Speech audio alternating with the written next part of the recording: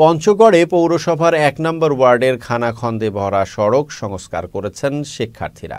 দুপুরে সদর উপজেলার কায়েতপাড়া এলাকায় উপজেলা পরিষদ গেট থেকে বীর মুক্তিযোদ্ধা সিরাজুল ইসলাম স্টেডিয়াম পর্যন্ত প্রায় আধা কিলোমিটার সড়কে ইটের খোয়া ফেলে সড়কটির সংস্কার শুরু করেন তারা। চলাচলের অযোগ্য সড়ক নিজ উদ্যোগে সংস্কার করা হবে বলে জানান শিক্ষার্থীরা।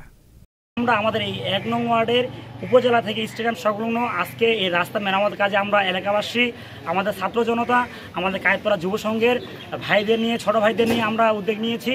আমাদের এই উদ্যোগে সকলেই সাড়া দিবেন এবং পঞ্চগড়ে যে সমস্ত জায়গায় এই ভাঙাচোরা রাস্তাঘাট রয়েছে আমরা পর্যায়ক্রমে সেসব এলাকার ভাইদের নিয়ে, ছাত্র জনতাকে নিয়ে আমরা কাজ করতে চাই।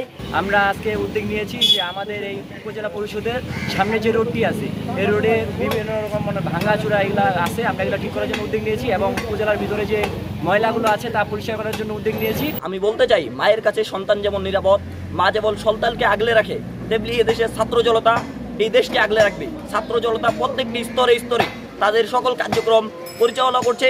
আজকে সকল ছাত্র সমাজ আমাদের এই রাস্তা এবং ময়লা আবর্জনার জন্য একত্রিত হয়েছে। যে সময়ে দেশের ক্রান্তি লগ্নে এই দেশকে স্বৈরাচার মুক্ত করেছে এই ছাত্র সমাজ এই দেশের দেখভাল করবে।